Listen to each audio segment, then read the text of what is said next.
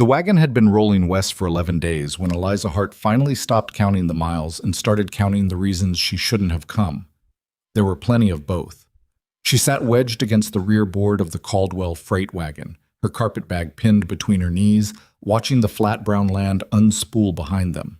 The other women sat in two loose clusters near the front, 5 of them, all younger, all slender, all with their hair pinned and their collars pressed as if they were riding to a church social instead of the edge of the known world. They talked in low voices about the men waiting for them. They had names, some of them, descriptions. One woman named Cecily had a tintype photograph she kept taking out of her coat pocket and looking at, pressing her thumb along the edge like it was something sacred. Eliza had no photograph. She had no name. She had no invitation. She was here because Margaret Holt, the woman who ran the Caldwell Brides Agency out of a narrow office in Wichita, had looked at Eliza's situation, widow, destitute, no family willing to take her in, and made a practical decision. There was space in the wagon. There were always men who hadn't submitted proper paperwork. Sometimes arrangements worked themselves out on arrival. Margaret Holt was not a cruel woman exactly. She was efficient. She had told Eliza, not unkindly, that she should come along and see what happened. What happened, Eliza was beginning to suspect, was nothing good. She'd been married for 4 years to a man named Thomas Hart, who sold dry goods out of a storefront in Wichita, and who had seemed, at the time she married him, like a reasonable choice. He wasn't loud or mean. He worked steadily. He didn't drink too much. What he was, as it turned out, was sick. A quiet consumption that had taken 3 years to fully declare itself, and then moved fast in the 4th. He left her the storefront, which had 2 months of unpaid rent on it, and a small pile of debt she hadn't known about, and the understanding, delivered by his brother Gerald within a week of the funeral, that the family considered the business to be Thomas's alone, and that Eliza had no rightful claim to anything. She'd gone to her own family next. Her mother had cried. Her father had sat at the kitchen table and explained carefully that there was simply no room. Her sister had said nothing at all, which was somehow the worst of it. So here she was, riding west on a freight wagon with women who hadn't asked for her company, toward a town that hadn't asked for her at all. Black Creek announced itself as a smear of brown buildings against the horizon, growing slowly larger as the wagon descended a long slope of dried grass. A water tower, a grain store, a main street that was really just packed earth with a row of storefronts along each side, a livery stable at the far end, a church with a bell that needed painting. Eliza could see the men before the wagon had fully stopped. They'd gathered in front of the cattlemen's hall, maybe a dozen of them, ranchers and farmhands and a few who looked like they worked in town, and they wore the uneasy look of men who had agreed to something in private and were now having to face it in public. Some of them had made an effort, clean shirts, combed hair. One man was holding his hat in both hands and turning it slowly. Margaret Holt's associate, a woman named Dora Page, who had ridden the whole journey in the front seat and spoken maybe 40 words, climbed down from the wagon and stood in the road. "Ladies," she said, "we've arrived." The 5 proper brides descended with a kind of controlled eagerness, smoothing their skirts, adjusting their bonnets. Eliza came down last and stood at the edge of the wagon, and for a moment she just looked at the town, and the town looked back at her. The laughter started with one man. She never learned his name. He was standing near the back of the group, a big man with red suspenders, and he said something to the man beside him. She couldn't hear it. And then he laughed, and the man beside him laughed, and it moved through the group like a wave. Not everyone, but enough. She knew what it was about. She had always known what it was about. Eliza Hart was a large woman, broad through the shoulders, wide through the hips, carrying the kind of weight that strangers felt entitled to comment on and always had.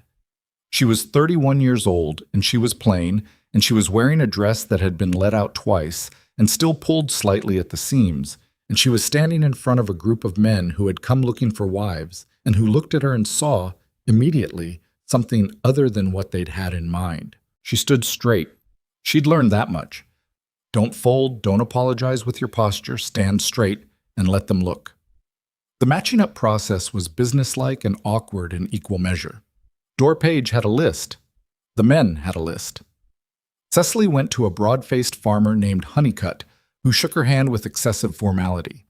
Another woman, Clara, was introduced to a man who ran the general store. Arrangements were made, conversations started. People drifted. Eliza stood near the wagon. Nobody came to her. No name on any list matched hers because her name hadn't been on a list at all. She watched the 5 brides pair off with their prospective husbands, and then she looked at Dora Page, who was folding her paperwork with the brisk efficiency of someone who had already moved on in her head. "You'll want to speak with Mrs. Corwin at the boarding house," Dora said, not without sympathy. "She sometimes takes in, well, she has rooms. It's on the north end of Main Street." "Thank you," Eliza said. She picked up her carpet bag. She'd made it maybe 15 feet when she heard them. "You think someone put her in the wrong wagon?" More laughter. Male voices, 2 or 3 of them. "She wasn't in no catalog I ever saw. Maybe she ate the catalog." Eliza kept walking. The bag was heavier than it looked. The street was dusty, and the sun was coming down hard on the back of her neck. And somewhere behind her, men she didn't know were making jokes about her body for the entertainment of other men she didn't know. And she thought, this is fine. This is just a town. Town's End. She could find the boarding house. She could figure out what came next. She was good at figuring out what came next. She'd had a lot of practice. She almost didn't hear the small voice over the noise. "Papa, look at that lady." She slowed without meaning to. "Don't point, Maddie." "I'm not pointing. I'm looking. Papa, she's walking funny. I think her bag is too heavy." Eliza stopped and turned her head. 2 girls stood at the edge of the wooden sidewalk in front of the hardware store, maybe 6 or 7 years old, both with the same wheat-colored braids and the same serious expression. Identical, or close enough that Eliza couldn't find the difference. They were staring at her with the pure, uncomplicated attention that children give to things they find interesting. Behind them, crouched over a broken wheel spoke he'd apparently been examining, was a man who straightened up slowly as Eliza looked at him. He was lean.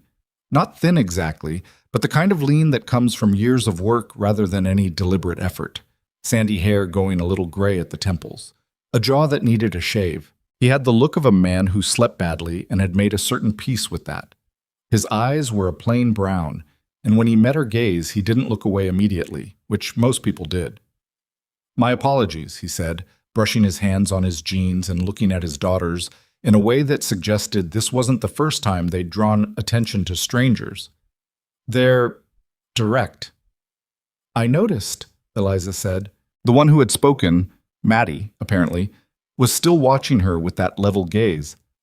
"Your bag really is too heavy," she said. "I can tell because your shoulder's going crooked." The other girl nodded solemnly in agreement. Eliza looked down at herself. The girl was right. Her left shoulder had dropped. "Nora," the man said. "She's right, Papa," the second girl said. Nora, apparently. "Look." "I can see that. That's not—" He stopped, rubbed the back of his neck, looked at Eliza again with an expression she couldn't quite read. "Sorry, they mean well." "I know," Eliza said. "They're not wrong." She shifted the bag to her right hand. The relief was immediate. She turned back toward the north end of town and started walking again. Behind her, she heard the man say something quietly to the girls, and then she heard Nora say, in a carrying whisper that was not at all a whisper, "But, Papa, she's going to the boarding house. Mrs. Corwin's mean." "Mama." Josephine Corwin was not precisely mean. She was a woman of strong convictions, and one of her strongest was that she ran a respectable establishment, and that the nature of her guests reflected on that establishment. She looked Eliza up and down twice in the doorway, asked where she'd come from and what her business in Black Creek was. And when Eliza explained, widow, arrived with the bride wagon, no match, needing temporary lodging, something shifted in Mrs. Corwin's face that was either sympathy or calculation, and Eliza wasn't sure which. "I have a room," she said. "In the back. It's small." "That's fine." "It's $4 a week." "I understand." "And I don't run a charity house. If you can't pay, I'll need to know ahead of time." "I'll pay," Eliza said.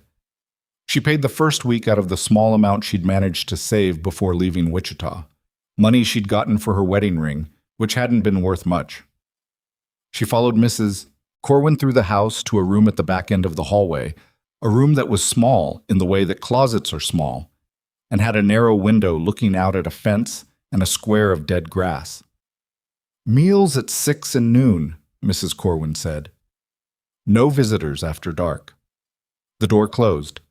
Eliza set down her bag and sat on the edge of the bed, which made a noise like a protest. She looked at the fence through the window. She thought about Thomas, not with grief exactly, that had moved through its phases and left something quieter in its wake, but with a kind of tired calculation. 4 years, a store that wasn't hers, a debt that was, a family that said there was no room. She needed work. Black Creek wasn't interested in employing her. She spent 3 days finding that out in various ways. The general store wasn't hiring. The laundry on 2nd Street was full up. The bakery had just brought on a girl from the last wagon and didn't need another. A rancher named Peabody needed a cook, but his wife, who stood behind him during the conversation, had a look on her face that made clear the answer was no before it had even been asked. A woman at the church hall said they were always looking for volunteers, but when Eliza asked if the volunteers were paid, the woman said, "Well, no, they were volunteers." She smiled at people. She kept her posture straight. She didn't let herself show the slow accumulation of rejections because she'd learned that letting people see discouragement only gave them permission to offer less. She heard the laughter twice more, from different people, in different contexts. Once in the street when a group of cowboys passed, and one of them said something she didn't fully catch. Once in Mrs. Corwin's dining room, from a traveling salesman who made a comment about the food and then looked at Eliza when he said it and laughed at his own joke. She ate her meals and said nothing and went back to the small room. On the 4th day, she was sitting on the front step of the boarding house in the morning. She'd found that the step was the best place to be when the room felt too small, which was always when she heard feet on the wooden sidewalk. Small feet, moving fast. Both girls rounded the corner at the same time, running, Maddie slightly ahead and Nora 2 steps behind. They stopped when they saw her. "You're still here," Maddie said. Not surprised exactly, more like confirming a hypothesis. "I am," Eliza said. "Good," Nora said. "We thought maybe you left." "Why would you think that?" Nora exchanged a look with Maddie that contained some kind of private communication. Then she said carefully, "Because people sometimes do, when the town's not nice." Eliza looked at these 2 small girls who had, apparently, thought about her enough to wonder if she'd gone. "Has the town not been nice?" she asked. "Billy Marsh said something," Maddie said, with the directness of a child who sees no reason to protect adults from information. "In front of the feed store, about you. We told him it wasn't a Christian thing to say, and he said he didn't care." "Maddie," Nora said. "What? She should know she has people who didn't like it." Eliza almost smiled. "How old are you?" 7, Nora said. "Both of us, we're twins. I'm Nora, and she's Maddie, except she already told you that." "I'm Eliza." "We know," Maddie said. "We asked Mrs. Corwin." "Did you?" "Mrs. Corwin said you were a widow woman who came on the bride wagon and didn't get picked." Nora delivered this information with clinical precision and then immediately looked faintly uncertain, as if she'd realized it might have come out wrong. We don't think that means anything bad. About you." "I appreciate that." Maddie sat down on the step, apparently having made some decision. Nora sat beside her. Both of them looked at the street. "Our mama died," Nora said after a moment. 2 years ago." "I'm sorry," Eliza said. "Papa tries," Maddie said. "He's a good papa, but he doesn't know how to braid hair right. He does it too loose, and it falls out.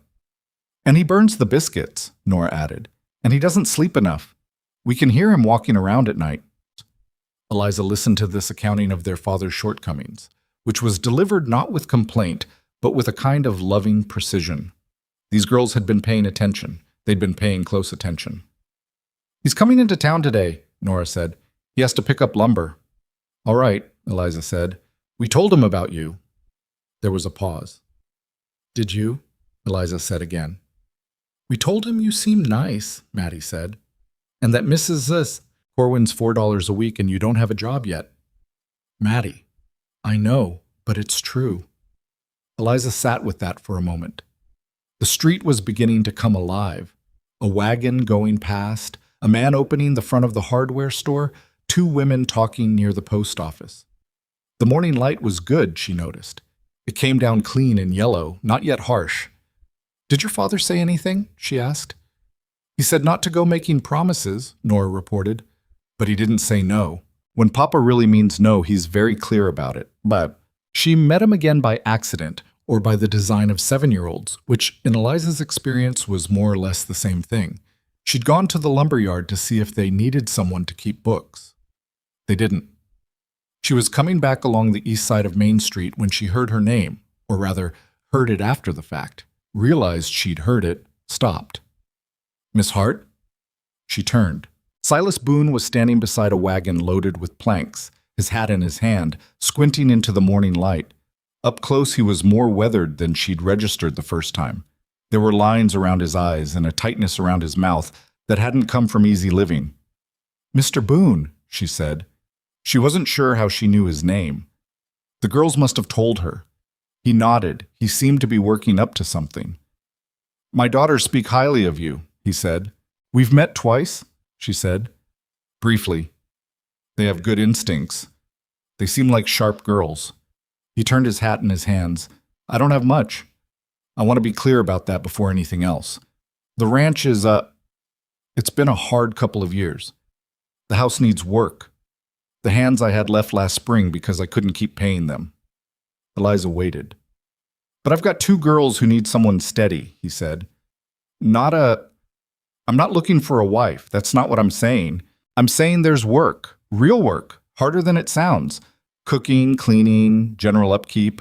I can offer room and board and a small wage. Wouldn't be enough for most people. He met her eyes. She'd noticed he did that. Didn't look away.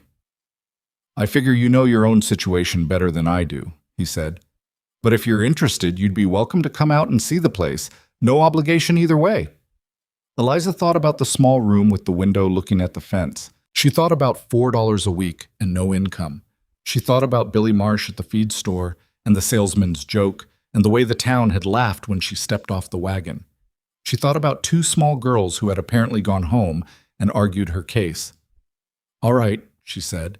His eyebrows went up a fraction, like he'd half expected a different answer. All right? I'll come look, she said. No obligation either way. A very small thing happened to his mouth. Not a smile. Something near it. I've got to finish loading this lumber, he said. I could take you out this afternoon, if that suits. The girls will want to come. I can't stop them when they've made up their minds about something. They get that from somewhere, Eliza said. He looked at her. I suppose they do. The Boone Ranch was 4 miles east of town on land that had probably been good once and was working its way back, or trying to. She could see it had been more than it currently was. The bones of the fencing were solid, and the house sat on a proper stone foundation, and there was a barn that had been built to last. But the paint on the house was gone to nothing. The porch had a step that had rotted through. The yard was a tangle of dried weeds, and the east fence line she could see from the road had 3 sections that were barely holding. I told you, Silas said, watching her look. You did, she said. In the back of the wagon, Maddie and Nora were engaged in some kind of argument conducted entirely in whispers. They'd been well behaved for exactly the first mile and then reverted to themselves. The kitchen works, he said. Stove is sound. There's a root cellar. How many head of cattle? He glanced at her sideways. 63. Down from 110 2 years ago. That was a significant loss. She didn't say so. There's a garden, he said. Or there was. It's not been kept up. The wagon came to a stop in front of the house. The girls were out before it had fully settled, jumping off the back and running for the porch, Nora shouting something about showing Eliza the kitchen. Silas stepped down and offered his hand to help her from the wagon. His grip was firm and matter-of-fact, the same way he seemed to do everything, and he let go as soon as she was on the ground. I should tell you something, he said, not quite looking at her. People in town already have opinions. I'm sure you've noticed. I've noticed, she said. They'll say more if you come here. They'll say things about it being improper, about what it looks like. He paused. I don't particularly care what they say, but you should know it'll happen. Mr. Boone, she said. Silas. Silas. She looked at the house, the peeling paint, the broken step, the weeds. She could already see choking the south side of the foundation. I have been cared about what people say my entire life. I have been adjusting myself to account for what people might say since I was old enough to understand that they were saying it. She looked at him. I'm 31 years old, and my husband is dead, and my family has no room for me, and I rode a wagon 11 days to a town that laughed at me. I am done worrying about what people say. He looked at her for a moment. All right, he said. All right, she said. From inside the house, Nora's voice. Miss Eliza, come see. Come see the kitchen. It has a big window. Eliza picked up her bag and walked up the porch steps, stepping over the rotted one, and pushed open the front door. It stuck slightly, then gave. Inside it smelled like dust and cold ash, and something underneath that might have been lavender, very faint from long ago. The kitchen window was in fact large. She stood in the doorway and looked at it. The window, the old iron stove, the rough wooden table, the shelf with its dented pots, and felt something she hadn't felt in a long time. Not hope exactly, something more cautious than hope. The sense that this was a place where something could be built, even if it wasn't built yet. Nora took her hand, small fingers, certain grip. Well, she said. Eliza looked down at her.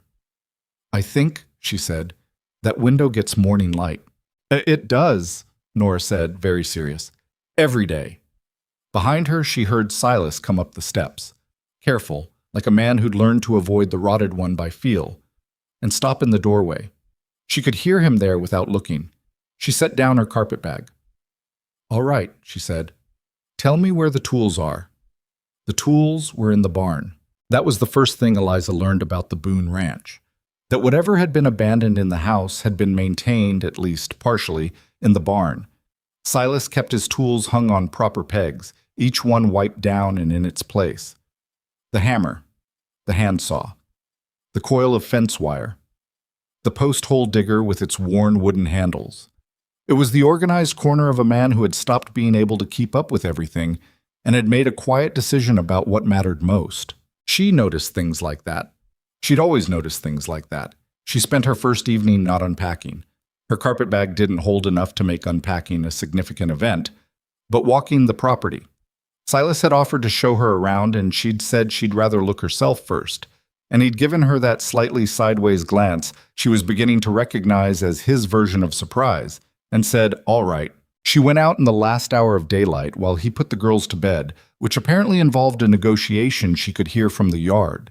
Something about whether Nora's doll needed its own blanket, and the answer according to Nora was yes, emphatically.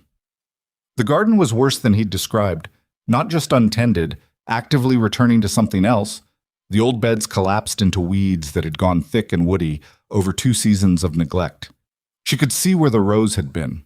She crouched down near the south edge and pulled up a handful of soil and rubbed it between her fingers. Dark enough. It could come back.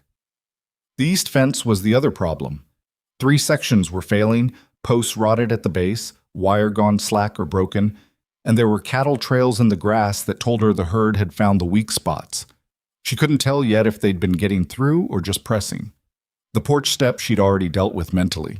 The rotted board would need replacing, and while she was at it, the 2 boards flanking it were soft enough that she put her weight on them carefully.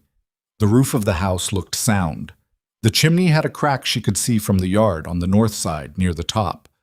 That would need attention before winter. She went back inside and found Silas at the kitchen table with a cup of coffee, going cold, and a ledger open in front of him that he closed when she came in. Not quickly, just the ordinary closing of something he'd been done looking at. The east fence, she said. I know. 3 sections. You'll lose cattle through there if you haven't already. I know. He said it without irritation, just the flat acknowledgement of a man who had known and who had not yet had enough hours in a day to address it. I can mend fence, she said. He looked at her. I grew up on a homestead in eastern Kansas, she said, before my father sold it. I know how to set a post. He was quiet for a moment. I wasn't going to say you couldn't, but you were thinking it. I was thinking it'd be heavy work. Yes, she said. It will be. She started the next morning before the girls were up. She found the post hole digger in the barn and the spare post stacked behind it, and the wire coiled on its hook. And she loaded what she could into the small handcart she found near the back wall and hauled it out to the east fence line while the sky was still going from gray to pale gold. The ground was hard from summer. It was late July, and the prairie had been dry, and the digger bit into it reluctantly. She had to put her full weight on it to make progress, driving it down and then levering it back, driving it down and levering back, the grit working into her palms and the sweat starting before she'd finished the first hole. The first post took 40 minutes. The second was faster because she'd found her rhythm. She heard the footsteps behind her when she was halfway through the third hole, a heavier tread than the girls, and she didn't stop digging. "You started without me," Silas said. "You had the girls to get up." He was quiet for a moment. She could hear him surveying what she'd done. "Those posts are set straight. I told you I knew what I was doing." There was a pause, and then, without saying anything more, he picked up the second digger. She hadn't known there was one. It had been behind some feed sacks, and moved to the next marked section down the line. They worked in silence for a while, the two diggers going at their own rhythms, the morning coming on. "You don't have to prove something," he said after a while. She stopped and looked at him. He wasn't looking at her, still working his hole. "I'm not proving something," she said. "I'm mending your fence." "All right. There's a difference." "All right," he said again, and she could tell from the way he said it that he didn't entirely believe her, but was willing to let it alone. She went back to digging. The difference, she thought, was that proving something implied an audience. She was not doing this for him, or for the town, or for any of them. She was doing it because the fence needed mending, and she had said she could do it, and those two facts together were sufficient reason. By noon, they had replaced all 3 failing sections. Her hands were going to blister. The skin between her thumb and forefinger was already raw, and her shoulders ached in a way she recognized as the specific ache of work rather than injury. Silas had not offered to take over or adjusted his pace to accommodate her. She appreciated that more than he'd probably understand. Walking back to the house, he said, "The girls are going to want to feed you something inadequate for lunch." "How inadequate?" "Nora made biscuits this morning." He paused. "I supervised." "I heard her tell you yesterday that you burned the biscuits." "I do," he said. "She does too, to be fair. It may be a family tendency." He chewed. The biscuits were very nearly inedible. They were pale on top and black on the bottom, and had the interior density of wet clay. Nora presented them with the serene confidence of someone who has not yet received accurate feedback on her cooking, and Maddie ate hers without complaint in the way of a person who had lowered her expectations a long time ago.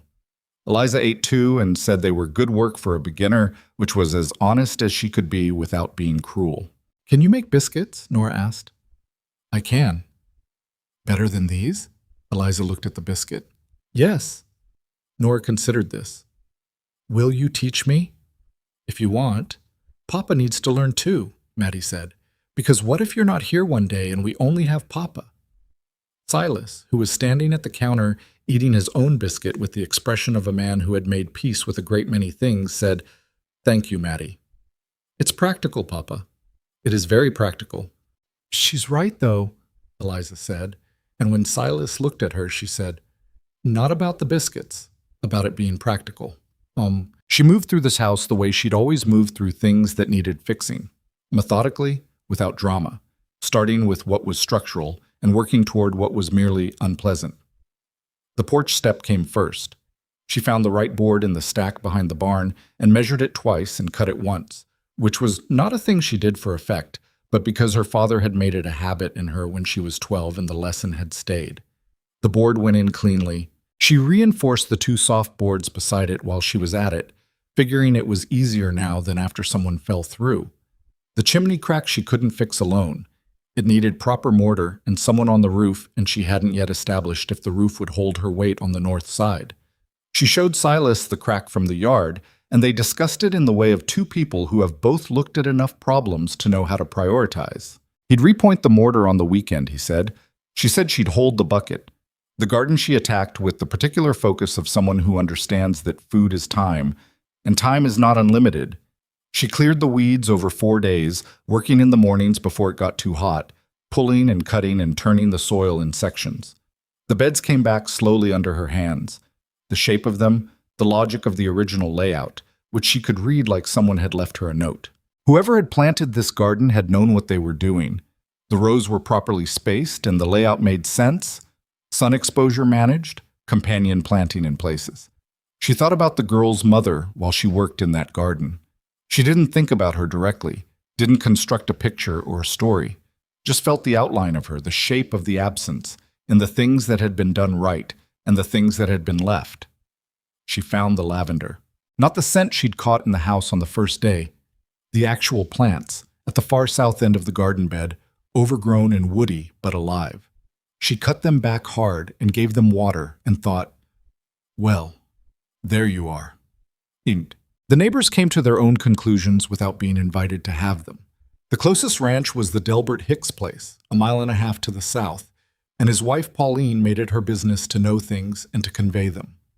She came by on the 8th day.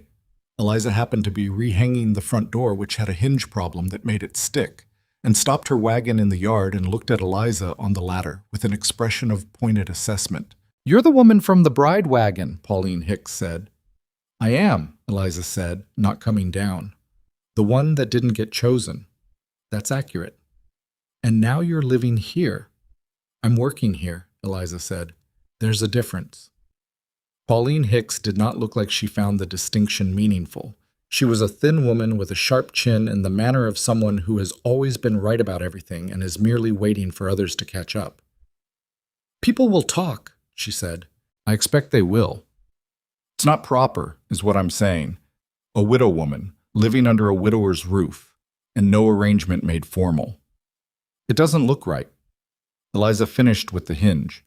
She came down the ladder and wiped her hands on her apron and looked at Pauline Hicks directly. "Mrs. Hicks," she said, "that door hasn't closed properly in what looks like at least a year. The latch was rubbing the frame and the bottom hinge was pulling out because the screws had worked loose.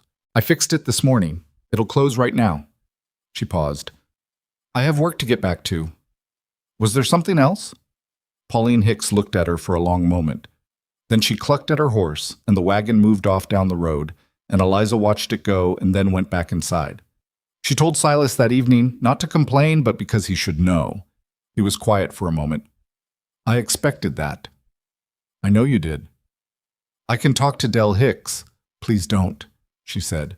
"There's nothing to say to him that will change what she thinks, and you asking will only make it look like you're worried about it." He looked at her. "Aren't you?" "No," she said. "Are you?" Another long pause. He turned his coffee cup in his hands. "No," he said, finally. "Then let's not act like it." Dad. The house changed slowly, the way things change when someone has decided to mean it. She figured out the stove's temperament. It ran hot on the right side and needed banking carefully at night, or it would go out. She learned that Nora was particular about how her eggs were cooked, and that Maddie would eat anything put in front of her but had secret strong feelings about salt pork, which she considered beneath her dignity. She learned that Silas took his coffee with no sugar, and that he ate fast, not from rudeness, but from years of eating alone or near alone with no reason to pace himself. She started making breakfast quantities that required him to slow down or leave food on the table, which he wouldn't do, and she noticed it was working after about 2 weeks. The biscuits she taught to Nora over a series of afternoons that were part lesson and part disaster and part genuine progress. The girl had the instinct for it. She just had no patience for the measuring, which was the part that couldn't be skipped. Eliza made her measure. Nora objected. Eliza measured anyway. On the 4th attempt, the biscuits came out mostly right, and Nora ate 4 of them, standing at the counter with the pure satisfaction of someone who has just revised her opinion of an activity. "You're a good teacher," Nora announced. "You're a stubborn student." "Papa says stubbornness is a virtue." "Papa says a lot of things," Silas said from the doorway. He had come in for water and stood there eating a biscuit. His face was doing the thing it did when he was trying not to show something. "These are good." "I know," Nora said. The physical work of the ranch was the part people didn't account for when they looked at Eliza Hart. They saw her size and made their assumptions about it, which ran in 2 directions. Either that she was strong in some brutish, unrefined way, or that she was slow and easily winded and impractical for real labor. Both were wrong, and in the particular way that wrong assumptions are wrong, not completely, but miscalibrated in the ways that mattered. She was strong, yes, and she had endurance that came from a lifetime of work, But she was also careful and deliberate, which is different from slow. She didn't do things twice if she could think them through once first. She learned the cattle. 63 head, a mix of longhorns and a crossbreed Silas had been trying to develop for the past several years, and they had personalities and patterns the way all animals do if you pay attention. She learned which ones were easy and which ones looked for reasons to be difficult. She learned the water situation. 2 stock tanks, 1 natural seep in the low northwest corner that ran slow in summer and needed the trough cleared every few days or the cattle wouldn't use it. She started clearing the trough. Silas noticed and didn't say anything, which she was coming to understand was how he registered most things. He didn't comment. He adjusted. She couldn't ride, which was the gap she was aware of. She told him early so he knew. She'd been on horses plenty, but didn't have anything resembling skill with them, and on a working cattle ranch that was a limitation. "Can you learn?" he asked. "I expect so." He was a patient teacher, which surprised her a little because he was not a particularly patient man in general. With the horse, he was different, deliberate, and specific, explaining not just what to do but why, the mechanics of it, how the animal was reading the rider. She fell off once the second week, coming around the south fence line at a pace she misjudged. Nothing hurt except her dignity, and she got up and got back on without commentary. He helped her up, offered a hand, and when she was back in the saddle, he said, "Better approach angle on the turn." "I know," she said. "That's all I've got." She looked at him. There was something in his face. Not amusement, not quite. Something restrained. "You could laugh," she said, "if you wanted." "I don't want to," he said, and turned his horse back toward the fence line, and she followed. What she didn't let him see was the cost of it.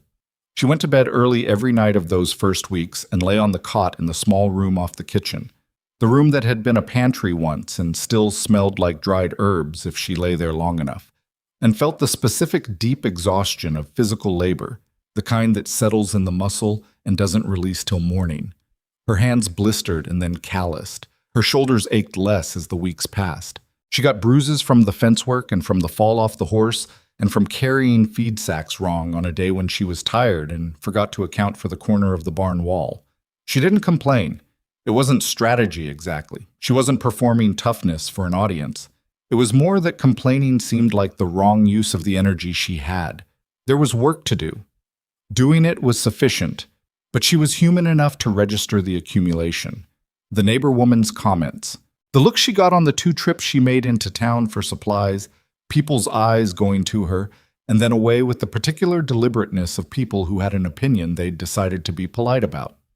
The way Reverend Tidwell at the dry goods counter had asked, with studied casualness, "And how are things out at the Boone Ranch?"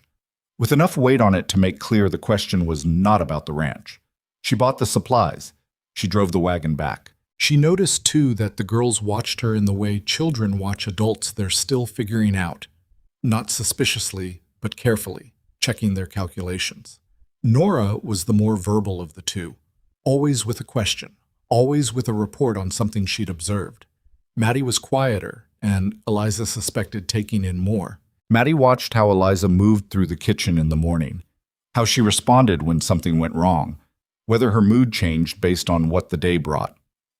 A month in, Maddie said to her, without preamble, while they were weeding the recovering garden, "You're not leaving, are you?" Eliza kept pulling weeds. "Not planning to." "Okay," Maddie said. Just that. But she moved a little closer while she worked, and Eliza noticed. The evening that things shifted with Silas was not dramatic. That was the thing about it. Nothing announced itself. Nothing changed visibly. They were sitting on the porch after supper. The girls were inside. Some argument about the doll's blanket had apparently reignited. And the evening was doing what prairie evenings do in late summer, going all that deep gold and then fading through orange to a darkness that came on soft and slow. Crickets. The distant sound of cattle settling. The creak of the porch boards when either of them moved. Eliza was looking at the lavender she'd cut back, which she'd potted and set near the porch step.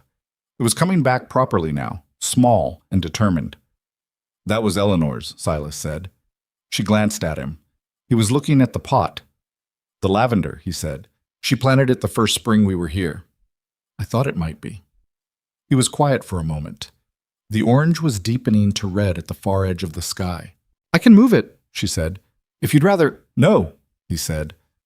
"I like seeing it grow." He paused. "I wasn't taking care of it. That's the truth of it. I knew it was there, and I knew it was going back to nothing, and I didn't—" He stopped. The muscle in his jaw worked. "There were a lot of things I wasn't taking care of." She didn't say anything. She'd learned that he needed space around the things he decided to say, that rushing in with a response to every word was not what he needed. "You've done good work here," he said. "I want you to know I see it." "I know you see it," she said. "I didn't say it." "No." "I should have said it sooner." She looked at the sky, which was going to purple now. "You're saying it now." The sounds came back in. The crickets, the cattle, the girls' voices risen slightly in renewed debate about whatever the doll situation was. "Maddie asked me if you were staying," Silas said. "She asked me too." "What did you tell her?" "That I wasn't planning to leave." She paused. "What did you tell her?" He was quiet for long enough that she looked at him. He was looking at the sky, the same direction she'd been looking, the last light of it. "I told her," he said, "that I hoped not." Not a declaration, nothing sweeping or clean or resolved. Just a man saying what was actually true for him, which was less than certain and more than nothing, and she understood it for what it was, which was a great deal, from him. She nodded and looked back at the lavender. They sat there until dark came and the girls called them in, and neither of them said anything more, and it was enough. The sky that morning had a color to it that Eliza didn't like. Not the usual pale blue of a late August prairie morning, but something lower and yellower, the kind of yellow that sits heavy in the air and makes animals uneasy before people understand why. She noticed it when she went out to clear the northwest trough before breakfast. The cattle were already bunched at the far south end of the pasture, which was not their pattern, and the horses in the small paddock near the barn were moving in slow, restless circles. She stood at the trough with the rake in her hands and looked at the sky for a long moment. When she came back in, Silas was at the stove with his coffee, which was unusual. She was generally down first. "You saw it," she said. "Woke me up," he said. "The pressure change." She nodded. She'd read weather in Kansas long enough to know what a pressure drop felt like in the chest, that hollow sensation like the air was being slowly removed from the world. "How bad?" she asked. "Hard to say." He looked out the window above the sink. "Could blow through, could be something." He drank his coffee. "I want to check the north fence before the girls get up." "The cattle are already bunched in the south." He went still. "All of them?" "What I could see." He set down his mug. "I need to move them before it hits. Get them into the canyon draw. There's a natural shelter in the low ground on the east side. They've used it before." He was already reaching for his hat. "I don't like how far they've drifted from the tanks." "I can help. I need you here with the girls," he said. Not dismissively, just factual. "If it turns bad fast, I need them inside with someone." She wanted to argue that point and didn't, because it was reasonable. "Take the good rope," she said. "The one in the far left peg. Not the one near the door. That one has a weak spot halfway along." He looked at her. That small pause that she'd come to understand meant he was registering something he hadn't expected. "Right," he said. He was out the door before the girls were awake. By mid-morning, the yellow in the sky had deepened and the wind had started. It didn't come on gently. It came on sideways, out of the northwest, in a way that bent the dried grass flat and sent the loose corner of the barn roof rattling with a noise like someone beating a drum badly. Eliza had the girls inside. She'd kept them in from the moment the wind picked up, which had required an argument with Maddie, who had wanted to see what the sky was doing and had a point that was hard to dispute, but which Eliza declined to validate. "It's just wind," Maddie said at the window. "Close the shutter. Papa's out in it." "Papa's on a horse and he knows where he's going. Close the shutter, Maddie." Maddie closed the shutter, but not without looking at the sky for another few seconds first, like she was trying to memorize it. Inside, the house moved, not structurally. The foundation and the bones were solid, but in the small ways that old houses move in high wind, the walls flexing almost imperceptibly, the window glass shivering in its frames, the stovepipe making a low moan that came and went as the gusts changed direction. Eliza had the fire built up because the temperature had dropped 10 degrees since morning, and she put a pot of soup on and set the girls to tasks that would keep their hands busy and their minds less focused on the noise outside. Nora peeled carrots. Maddie read aloud from the small stack of books on the shelf by the door, which she did in a voice slightly louder than necessary, as though she were competing with the wind. The rain started at noon, not a gentle rain. It came down in sheets, horizontal with the wind, cracking against the shuttered windows like thrown gravel. The temperature dropped again. Eliza added wood to the stove and checked the chimney draw, which was pulling strong, and went to the front window to look through the crack in the shutter at the yard. She could barely see the barn. "He'll be in the draw," she told herself, and meant it for the girls, who were watching her from the kitchen table. "How long does he usually take?" Nora asked. "Depends on how the herd moved." She stepped back from the window. "He knows what he's doing." What she didn't say was that 63 head of cattle in a thunderstorm were not predictable, and that moving a spooked herd on uncertain ground and building rain required everything going mostly right, and that things did not always go mostly right. She kept herself busy. She finished the soup and put bread dough to rise on the shelf near the stove, and reorganized the dry goods shelf for the third time in a month, which Nora noticed and chose not to comment on. She kept her attention away from the window. The wind came in hard waves now, each one preceded by that low-pressure sensation in the ears that meant more was coming. The lightning started mid-afternoon, and with it the thunder, rolling in from the northwest like something heavy being dragged across the floor of the sky. The cattle would panic in this. She knew that without being told. Cattle in a storm were unpredictable in the abstract and predictable in one specific way. They ran. They ran from the noise and the light and the smell of the air, and they ran together, which made individual animals worse, and the collective worse still. And stopping a running herd on bad ground was the kind of work that got people hurt. She should have pushed harder about going out to help him. She thought it and then set it aside, because thinking it served no purpose now. It was Nora who heard the sound first. She'd gone quiet, which was unusual enough that Eliza noticed it before she understood why. The girl had set down her carrot and was tilting her head in the way she had when she was listening to something under the surface noise. "There's something outside," Nora said. "It's the storm." "No." Nora stood up from the bench. "It's different. It's like—" She stopped. Then, "It's the cattle." Eliza crossed to the window and opened the shutter a crack. The sound was not the storm. It was under the storm. A low building thunder that was not thunder at all, but hooves, many hooves, on hard ground, and it was coming from the wrong direction. From the north. From the near pasture. "Stay here," she said. "Eliza, Nora, stay. In. Here." She looked at the girl directly. "You hear me?" Nora looked back at her with those serious eyes. "Yes." Eliza went for her coat. It was soaked through in the 10 steps from the porch to the edge of the yard. The rain coming down so hard she had to tilt her head to breathe without inhaling water. She could see the pasture fence from the yard. The north gate was down. She didn't know if the wind had taken it or the cattle had pressed through, but the gate was flat on the ground, and through the rain and the rolling dim light between lightning strikes, she could see the herd, or part of it, in the near pasture and moving fast. She looked for Silas. She couldn't see him. She looked back at the house. She looked at the pasture. She looked at the gate lying flat, and the cattle moving in that particular way that was not running yet, but was the step before running, milling, pressing, the whole mass of them uncertain and ready to go. There was a fence on the far side of the near pasture. Beyond the fence was the road. Cattle on the road in a storm like this was not a disaster she could fix after the fact. She went to the barn. The rope was where it was supposed to be. She'd known where it was. She'd been the one to reorganize the barn pegs 2 weeks earlier. And she grabbed the long one and the shorter coil and went back into the rain. There was a horse she might have taken, but she didn't have the time to saddle properly, and a half-saddled horse in a panic was worse than no horse. She went on foot along the inside of the fence toward the east end of the near pasture, where the natural funnel of the land would push the herd if they started to move, if she could get ahead of them, if she could hold the line. The cattle saw her and didn't care. That was the other thing about panicked cattle. They didn't register a single person the way they would in calm conditions.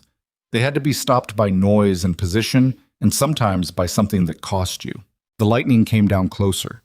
She felt the hair on her arms go before she heard the crack, and the herd moved.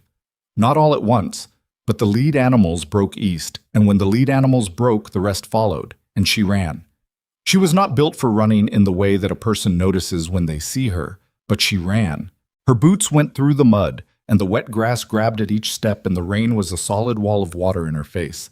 And she ran toward the far fence and got there ahead of the lead cattle by a margin she would not be able to estimate afterward. She stretched the long rope between two fence posts at chest height on a steer. It wouldn't hold them. Nothing held a panicked herd physically, but it created a line, a visible obstacle, something that interrupted the simple forward momentum of animals that were running from rather than toward. The led steer hit the rope and shied back. The two behind it had to account for that. The ripple went backward through the herd. It wasn't enough. It was slowing them, not stopping them, and she knew the difference. She'd lost track of the girls. She realized that in the same moment she heard it, a small voice, high and thin, from the wrong direction. She turned her head, and the rain and the wind and the cattle noise all competed for her hearing, and she couldn't be sure, but she turned and looked toward the north section of the pasture where the gate was still down, and through the rain and the failing light she saw them, both of them. Right at the edge of the downed gate, having come out of the house, and standing right there at the boundary of the pasture where the back edge of the milling herd was still moving. She didn't think. The thinking came later, much later, in the form of shaking hands and a heart rate that wouldn't settle for 2 hours. In the moment, there was no thought. There was only the direction and the distance and the fact that she was moving before she understood she'd decided to. She crossed the pasture at a run. The herd was between her and the girls. Not all of it, not the full panicked mass, but the trailing edge of it, animals moving in confused directions as the lead group had been disrupted at the fence. She went through them. She didn't go around. She went through, pushing against the shoulder of a steer that outweighed her by 500 pounds, and shouting at it in the wordless, aggressive way that sometimes worked and sometimes didn't, and it moved, and she moved through the gap, and she got to the girls. Nora was holding Maddie's arm. Maddie was frozen. In the general noise and chaos and rain, a single steer had separated from the edge of the herd and was standing 20 feet from the girls, head down, blowing hard. Not charging, but a large, confused animal in a bad moment, and all it needed was a reason. "Don't run," Eliza said. She was breathing so hard the words came out fragmented. Don't run, either of you. Stay still." She stepped in front of them. She put herself between the girls and the steer, and she made herself big, arms out, coat spread, and she yelled at the animal in a voice she hadn't known she had, a flat, hard sound that came from somewhere in the chest. The steer lifted its head. Its eyes were showing white. She yelled again and stepped forward. The animal turned and moved away into the rain.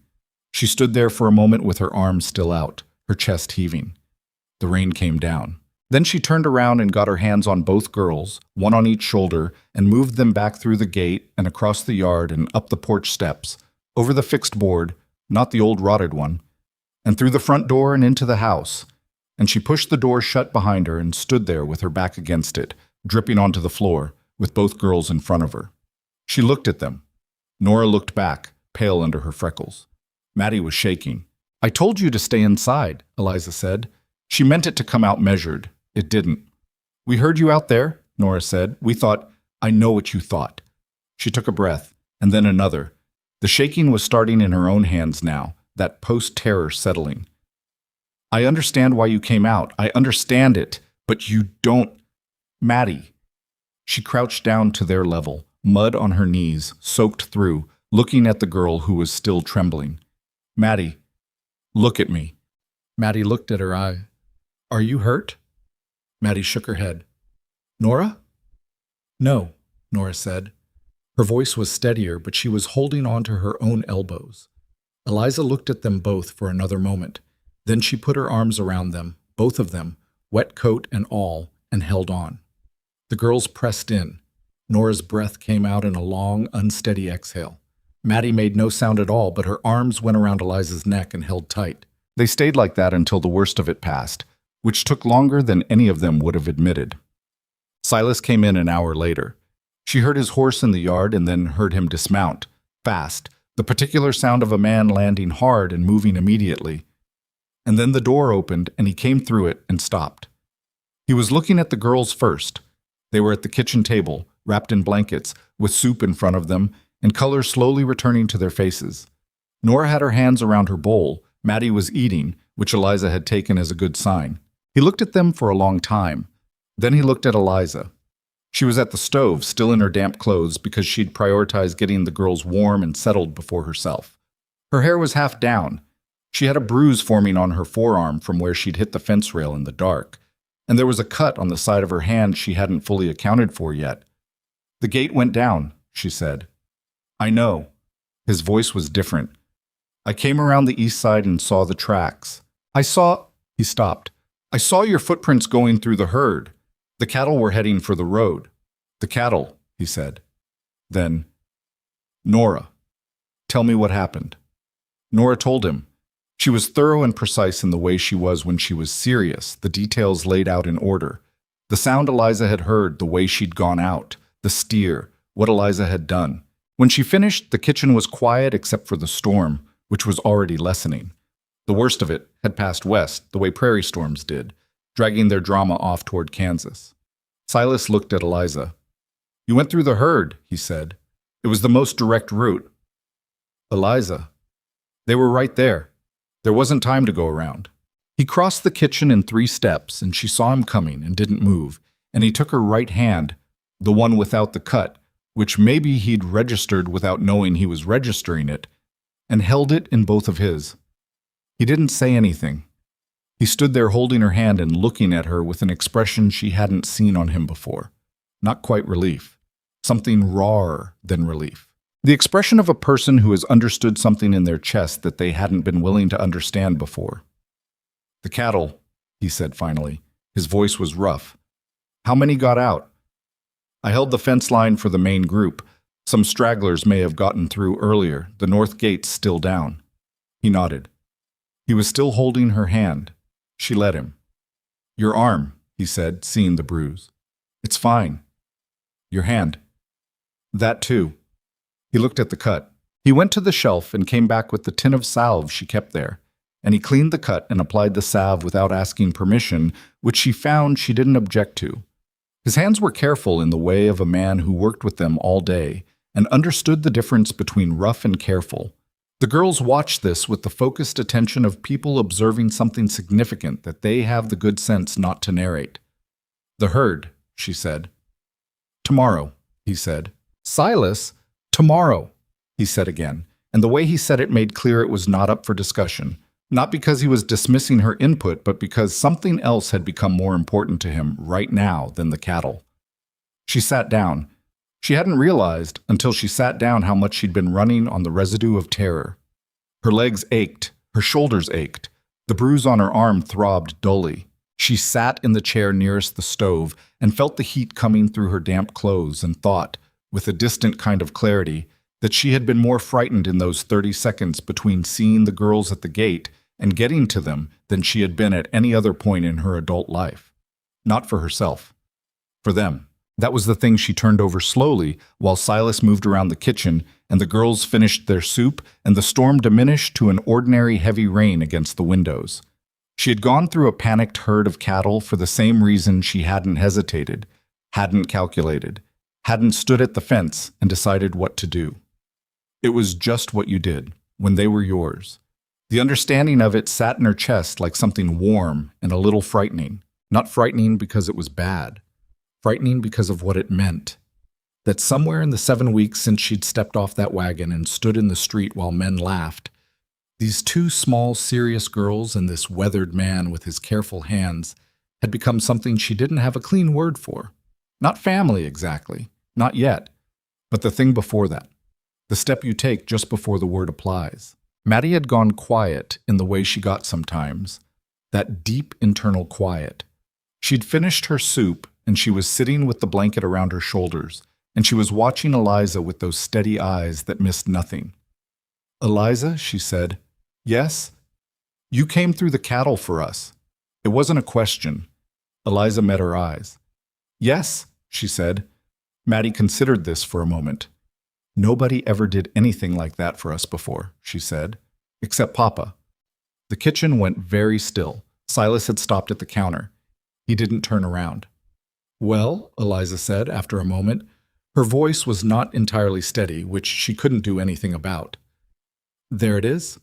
Maddie nodded, satisfied, and pulled the blanket tighter around her shoulders. Nora reached across the table and put her hand over Maddie's, a gesture so automatic it was clearly old and habitual, the way sisters maintain each other. Silas turned around from the counter. He had a cup of coffee and he set it on the table in front of Eliza, and then he sat down across from her, and he looked at his girls and then at the woman across from him who was still in her damp clothes with a bruise on her arm and a cut on her hand, and who had gone through his herd in a thunderstorm to get to his daughters.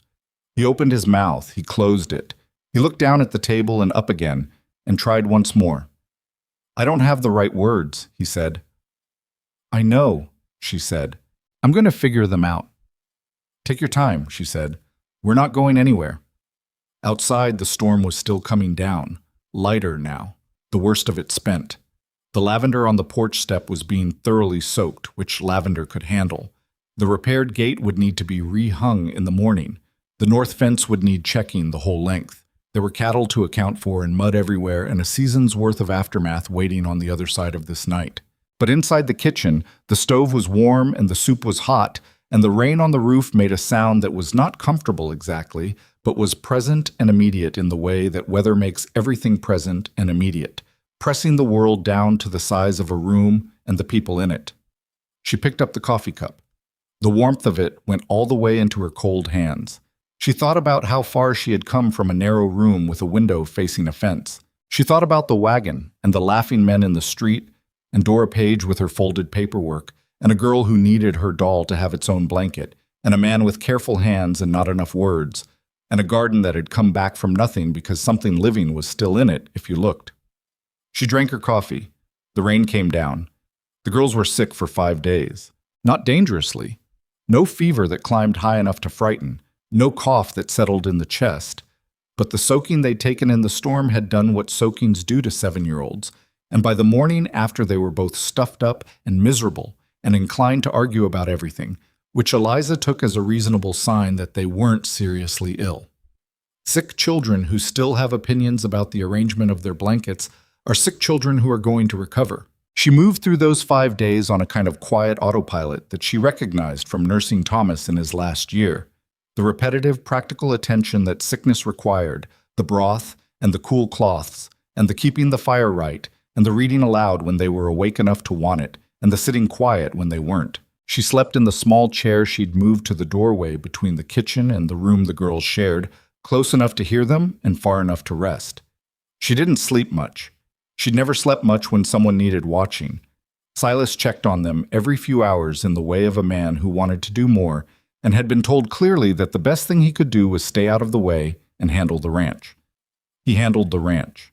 He came in at noon each day and stood in the doorway and looked at his daughters in their beds and at Eliza in the chair with her mending or her book or sometimes just her hands in her lap. And something moved through his face on each of those visits that he didn't put into words, and she didn't require him to. On the third day, Maddie, who had been propped up against the headboard with her doll in the blanket she'd finally gotten arranged to her satisfaction, said out of nowhere, "I'm going to call you Mama." Eliza looked up from her mending. "Not instead of Mama," Maddie said. She was very precise about it, in the way she was precise about everything. "I know you're not instead of her, but I need something to call you that's right. Miss Eliza isn't right anymore." Eliza held the mending in her hands and said nothing for a moment. "Nora," she said. Nora, who was on her side facing the wall in the way she slept when she had a headache, said without turning over, "I already decided that 2 weeks ago." Eliza looked at the wall for a moment. "All right," she said. "All right, yes, or all right, you're just saying that?" Maddie asked. "All right, yes," Eliza said. Her voice was even. The thing happening in her chest was not even, but her voice was. "All right, yes." Well, Maddie nodded, satisfied, and rearranged her doll. That evening she told Silas, because he should know. He was at the table with the ledger. The ledger he sometimes closed when she came in and sometimes didn't anymore, which she'd noticed. She sat down across from him and told him what Maddie had said, plain and direct, the way she told him most things. He looked at the ledger for a moment without seeing it. Then he said, "How do you feel about that?" "I asked you first," she said, which wasn't technically true, but he let it go. "I think," he said slowly, "that my daughters have better instincts than most adults I've known." He looked up at her. "How do you feel about it?" "Like I need to deserve it," she said. "You already do." "Not yet," she said, "but I intend to." The talk in town started before the girls were fully on their feet. She knew it was coming. She'd known it was coming from the moment Pauline Hicks had appeared in the yard with her thin chin and her opinions, and she'd known it would build towards something because that was how it worked in small places. The accumulation of whispers until someone decided the whispers needed to be spoken aloud, at volume, in public. What she hadn't calculated precisely was Reverend Tidwell. He was not technically a reverend. She'd learned that later. He ran the dry goods counter, and he ran the informal network of opinion in Black Creek, and he'd given himself the nickname at some point because it suited the authority he liked to project, and enough people had been using it long enough that it had stuck. He was a thick man in his 50s, white-haired, with the manner of someone who has made a long career out of being the person others report things to. She was in town for supplies 9 days after the storm, the girls well enough to be left with the mending and strict instructions, and she was at the dry goods counter going through her list when Tidwell came in from the back and stood with his hands on the counter and looked at her with the expression of a man who has been waiting for a particular conversation. "Mrs. Hart," he said, "Mr. Tidwell." I've been hearing things," he said, in the tone that made clear the hearing of things was an important civic function he performed. "People talk," she said. She kept her list in front of her. "They do. And what they're talking about is the situation out at the Boone Ranch." He put particular weight on the word situation. "It's been 2 months now, no formal arrangement. A widow woman living under a widower's roof, and those 2 girls without proper—" "The flour," she said, 20 pounds. He stopped. "I still need the flour," she said, "and the salt pork, half a side." Tidwell looked at her with the expression of a man unaccustomed to being interrupted. "Mrs. Hart, I'm speaking to you about a matter of some community concern." "I understand that," she said. She looked at him directly. "And I'm telling you that Mr. Boone's household and the arrangements within it are not a community matter. The flour, please." She paid for her supplies. She loaded them into the wagon herself, because there was no one to help her, and she didn't ask. She drove back to the ranch with the specific controlled quality of a person who is not going to let something show until there's somewhere private enough to let it show. She didn't tell Silas about Tidwell right away. She thought about what was useful information and what was just the venting of a bad afternoon, and she decided she'd wait and see what came of it before she used up his time and temper on it. What came of it was a Sunday. She didn't go to the church, she had no interest in it, and it had no established claim on her attendance. But Silas had a habit of going with the girls on alternate Sundays, partly for the girls' sake, and partly, she suspected, because in a small community a man who never showed up was a man people invented reasons for. He took them the Sunday after her trip to the dry goods counter, and when he came back his jaw had the tightness she recognized as controlled anger. He came in and sat down at the table, and she put coffee in front of him without asking and sat down across from him and waited. "Pauline Hicks gave a speech," he said. "Before or after the service?" "After. On the steps." He wrapped both hands around the mug. "About the moral responsibility of the community to protect 2 motherless children from an inappropriate household arrangement." He said it with a flatness that told her he was repeating the phrasing exactly. She was quiet. "About a dozen people listening," he said. "Del Hicks, the Perkins family, Tidwell." He paused. "Frank Calley." Frank Calley was the man who owned the largest cattle operation in the county. He was not important to Eliza, except that he was apparently important to everyone else. "What did the girls hear?" she asked. "Everything." She closed her eyes briefly. "Maddie told Pauline Hicks that she didn't know what she was talking about," he said. Something shifted in his voice when he said it. Not amusement, something more complicated. And Nora told her that Eliza saved them from the stampede while everyone else was nowhere near. "Silas, I'm not apologizing for them," he said. "They were right. I know they were right, but they're 7. You can't let them fight this. I know that." He looked at the table. I didn't handle it well. I should have said more. I told Pauline it wasn't her business, which is true, and that she didn't know what she was talking about, which is also true. And then I took the girls home. That's not nothing.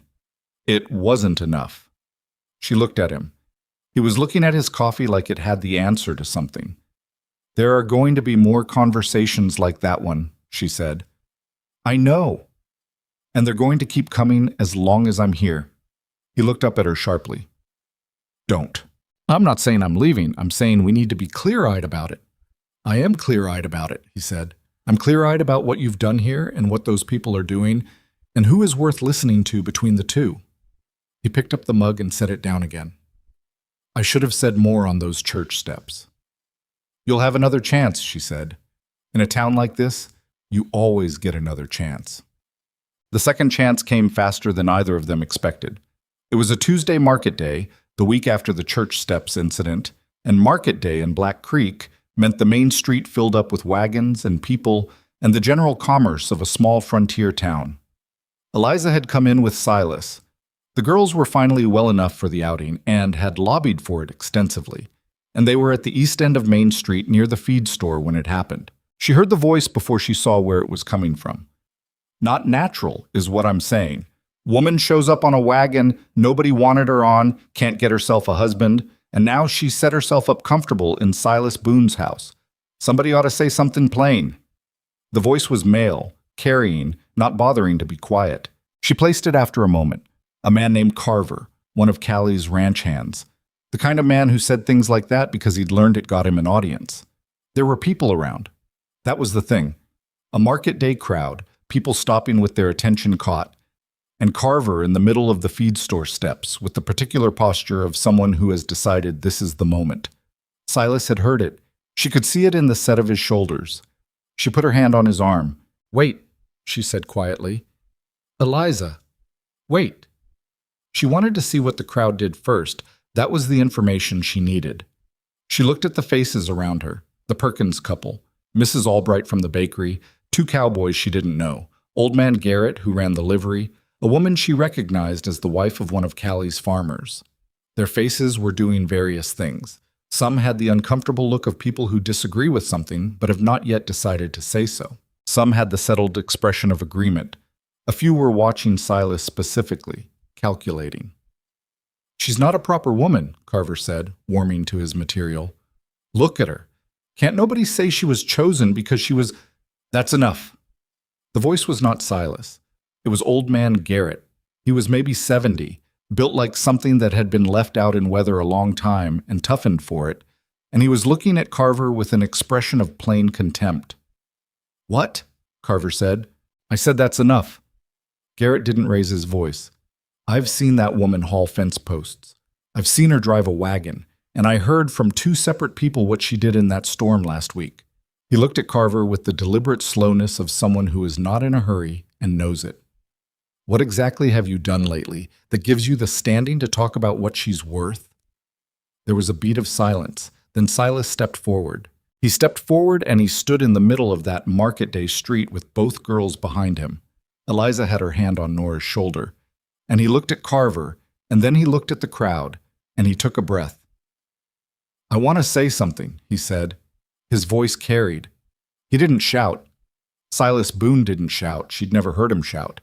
But he had the kind of voice that had given orders across open land for years, and it reached. Most of you know me, he said. Some of you knew Eleanor. You know I don't talk much about what happens on my ranch, and I don't ask for opinions about it. He paused. But I'm going to talk now, because apparently it needs saying. Carver had gone quiet. The crowd had gone quiet.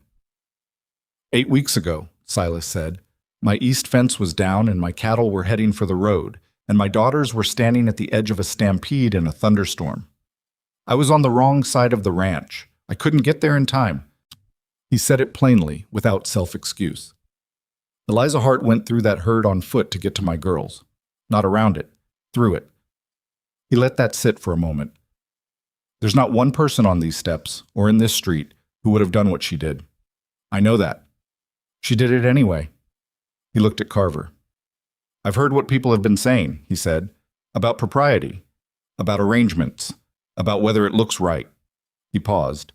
And I'm telling you plainly that a woman who runs into a stampede to save 2 children has more claim to a place in my house, in my family, than anyone who stands in the street and makes commentary. He stopped. He looked at the crowd again, not with anger, with something more direct than anger. I'd appreciate, he said, if people would remember that. The silence held for a moment. Then Garrett made a sound of agreement, a rough grunt that carried its own authority. Mrs. Albright from the bakery said, quietly but audibly, "Hear, hear." The Perkins man said nothing, but his wife nodded. Carver said nothing. He looked at his boots, and then at the middle distance, and then he walked off down the steps of the feed store, and that was the end of his part in it. Eliza stood very still. She was aware that people were looking at her now in a different register, their expressions recalculating. She was aware of Nora's shoulder under her hand, the girl holding herself very straight. She was aware of a warmth in her face that was not embarrassment exactly, but was adjacent to it. The particular sensation of being seen by more people than you're accustomed to and having what they see be something real. She looked at Silas. He had turned back toward her, and his face was doing that thing she'd learned to read. The thing that looked like no expression, but was in fact the expression of a man feeling more than he was going to say in public. "All right," she said, because it was all she had. "All right," he said. The town didn't transform overnight. She'd never expected it to. What happened was more granular than transformation, a series of small adjustments in the days following that Market Tuesday. Mrs. Albright stopped her outside the bakery and said, without preamble, that she'd heard what happened in the storm, and she thought what Silas had said was right, and she'd said so to Pauline Hicks, which had apparently been a conversation worth having. Old man Garrett, the next time she came into the livery to see about the saddle that needed reflocking, spent 20 minutes giving her his opinion on the best winter feed strategy for the kind of crossbreed Silas was developing, which was useful information delivered in the way of a man who has decided someone is worth talking to. Tidwell at the dry goods counter was not warmer exactly, but he was quieter. She took that. The Perkins family she saw at the edge of the road one afternoon, coming back from checking the north fence line. The woman, Carol Perkins, raised her hand in a wave. Eliza raised her hand back. That was the whole of it, and it was something. Pauline Hicks she did not expect to convert and did not try. What she thought about, working through those October days as the light changed and the air went sharp and the garden needed covering before the first hard frost, was not the town's opinion. She'd meant what she said. She was done adjusting herself to account for what people might say. But she was human enough to feel the difference between being looked at as a curiosity and being looked at as a person, and she was honest enough to admit that the difference mattered, even when she'd told herself it didn't. She was covering the garden beds one afternoon, using old canvas she'd found in the barn, when she heard the wagon coming down the road. It slowed at the gate and she looked up. A woman she didn't recognize, maybe 40, with a direct face and good working clothes, stopped the wagon and looked at her. "You're the one from the bride wagon," the woman said. "I am," Eliza said. "My name's Ruth Calder. I ranch the southeast section, over by the creek." She looked at the garden, at the house, at Eliza. "I heard about the storm. Most people in Black Creek have. My husband said Silas Boone made a speech on market day." "He did." Ruth Calder was quiet for a moment. Then she said, "My first husband died in a flood.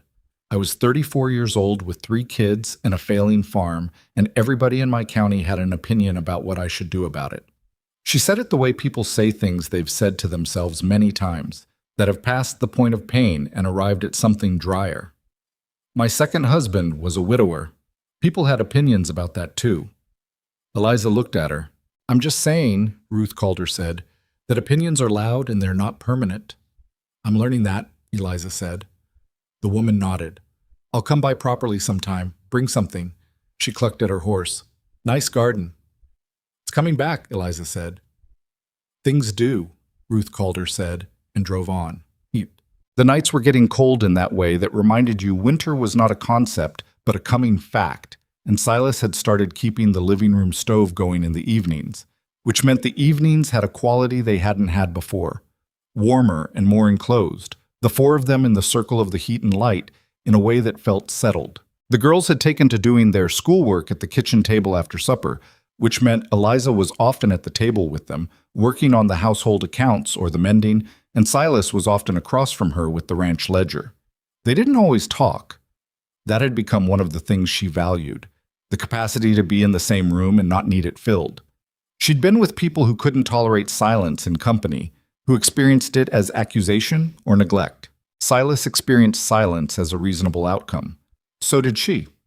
One evening, Nora looked up from her arithmetic and said, "Mama, what's 7 times 8? She said it the way she said most things, without thinking too hard about it, just the word that fit. Eliza said, 56, without looking up from the accounts. Then she registered what had just happened and looked up. Silas was looking at Nora. Nora had gone slightly pink, not embarrassed exactly, just the color of someone who has said a true thing before they'd planned to. "Is that right?" Nora said. "About the arithmetic." "Yes," Eliza said. 56. Nora wrote it down. Maddie, who was doing her own work and had missed nothing, said without looking up, "We all knew that's what it was going to be." "Maddie," Silas said, "I'm just saying." Eliza went back to the accounts. But she was aware, in a way she held carefully, like something that could spill. She was aware that no one in the room had corrected Nora, and that Silas had made a deliberate choice in that not correcting, and that the choice meant something she wasn't quite ready to name out loud, but which was sitting there in the warm kitchen as real as anything else in it. Outside the window, the prairie dark had come down completely. The lavender on the porch step, she'd moved the pot in from the cold the week before, set it in the kitchen window where the morning light still came, was doing what lavender did in a warm room, putting out that low, certain scent, the kind that didn't announce itself but was there when you stopped to notice. She noticed. She kept working on the accounts. The evening went on the way the good ones did, without drama, without incident, the 4 of them in the kitchen with the stove going and the work in their hands and the ordinary sounds of a house at night. The clock on the shelf, the girls' pencils, the occasional shift of wood in the stove. It occurred to her later that this was what she'd been doing the work for, not to prove something to the town, not to earn the right to be there, not to make Silas see her in a certain way. She'd been working because the work was real, and the place was real, and the people in it were real, and you work for real things because they're worth working for. The town had done what it had done. Silas had said what he'd said, and she had stood in the street and let it happen. His defense of her, his words in front of those people. And it had mattered, not because she'd needed it, but because it was true, and he'd known it was true, and he'd said it out loud, which was its own kind of courage for a man who used words sparingly. She thought of Ruth Calder's voice on the road. Things do. Come back. She thought of the lavender. She closed the ledger. The accounts were in order for the first time in what looked like 2 years based on the previous entries. The ranch had always had the bones of something viable. She'd seen that on the first day. What it had needed was attention, and she'd given it attention, and the numbers on the page were starting to reflect that in small, honest ways. She stacked the ledger and set her pen down. "Done?" Silas asked, without looking up from his own work. "For tonight," she said. He nodded. Then, still looking at the ledger, "It's better, the accounts." "I know. I wasn't keeping them right." "You were managing," she said. "It's not the same thing, but it's not nothing." He looked up at that. She met his eyes across the table, and there was something in the look he gave her, measured and direct, the way he looked at things he was taking seriously, that made her hold still. "No," he said. "It's not nothing." The girls had gone quiet over their work, which with these girls could mean anything from genuine focus to strategic silence. Eliza did not look at them. She looked at Silas for another moment, and then she looked back at her own work, or where her work had been, since she'd already put it away.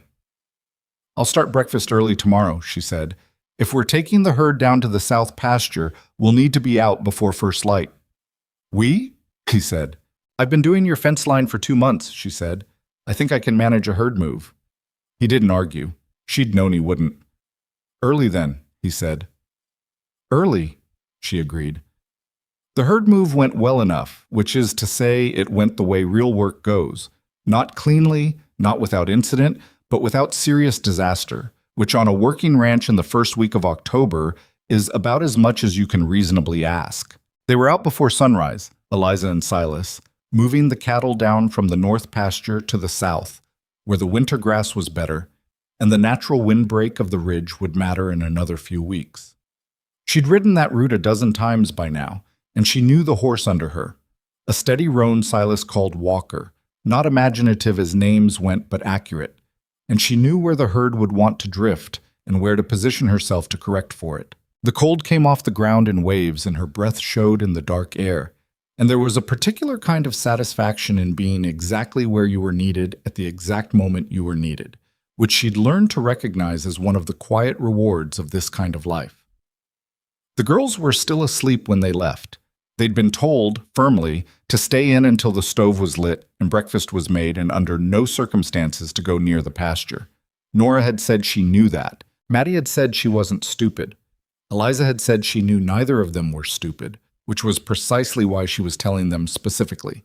She'd left biscuits, real ones, properly measured, wrapped in a cloth on the back of the stove. By the time the sun was fully up, the herd was in the south pasture, and the gate was latched, and she and Silas were coming back along the east fence line, with the cold working into the good ache of already finished work. He rode slightly ahead, checking the wire as they went, and she rode behind and slightly right, doing the same on her side. This was a thing they'd arrived at without discussion, the division of a task into its component parts, each person taking the piece that made sense, without ceremony. She thought sometimes about how much of a life together was actually like that. Not the declared moments, the undeclared ones. Section 4 looks soft, she said. He glanced at the wire she'd indicated. I'll get it this week. I can do it. I know you can, he said. I'm saying I will. She let it alone. She was learning the difference between his offers to do a thing, which were genuine, and his deflections, which were also genuine. Both were real, just about different things. When he said he'd get the fence section, he meant he wanted to. That was its own information. They got back to the barn as the morning was coming fully on, gold and cold and clear, the kind of October morning that makes the landscape look like someone spent time on it. She was unsaddling Walker when she heard the girls come out of the house, heard the particular sound of two children who have been very patient and have now used up all of it, and then their voices in the yard. Is it done? Nora calling toward the barn. Done, Silas called back. Were there any problems? No. Eliza. Nora appeared in the barn doorway, apparently requiring confirmation from a second source. No problems, Eliza said. Your biscuits are on the stove. I know. Maddie ate one already. I didn't, Maddie said from behind her. You did. It doesn't matter, Silas said, coming around Walker's other side. There are more. Maddie appeared in the doorway beside Nora, and she looked at both of them in that measuring way she had, and then she said, You two look like you've been working together your whole lives. Silas looked at Eliza. Eliza looked at Silas. Go eat your biscuits, he said. Oh. He asked her on a Thursday. She would remember that later. The Thursday of it, the specific ordinary Thursday quality of the day, which had involved nothing more remarkable than mending a broken spoke on the small wagon, boiling laundry, starting a pot of soup for supper, and discovering that Walker had developed a tendency to lean on his right foreleg that would need watching. The lavender in the kitchen window had put out new growth. She'd noticed it that morning and felt something quiet and good about it, the way she always did. The girls were in the barn with the two barn cats, who had apparently produced a litter of kittens that Nora had been monitoring with the focus of a scientist, and Maddie had been monitoring with the focus of someone who wanted one to sleep in her bed and was building a case. Silas came in from the yard in the late afternoon when the light was going that particular low gold of October, and stood in the kitchen doorway and looked at her in the way he sometimes looked at things he was making a decision about. She was at the stove, stirring the soup. Eliza, he said. I know the spoke's not fixed yet, she said. I got pulled off it. That's not... He stopped. That's not what I was going to say. She turned around and looked at him. He was standing in the doorway with his hat off, holding it in both hands, which was not his usual posture. He held his hat on his head or hung it on the peg. He didn't stand in doorways holding it. She set down the spoon. I've been thinking about what to say, he said. For a while. He stopped again. Looked at the hat in his hands. I'm not good at this. You're doing all right, she said. He looked up at her. I don't want you here because you're useful, he said. I want to say that first because I'm aware that everything I might say could sound like that. And it's not that. You are useful. You're the most practically capable person I've ever known, and I don't say that to reduce it. I say it because it's true and it's part of who you are, and I... He stopped, pressed his mouth together. I'm making a mess of this. A little, she said. Something happened to his face. Not quite a smile. Close enough. I want you to stay, he said. Not in the arrangement we have. I want you to stay as my wife. I want to make it formal and real and permanent. He paused. I want you to have the actual thing, not the version of it that people in town get to have opinions about. She looked at him standing in the doorway with his hat in his hands. This man who had taken 11 years to learn that silence was safe and was now standing here choosing not to be silent. And she thought about the wagon, the 11 days west, the street and the laughing men and the carpet bag and the small room with the window facing a fence.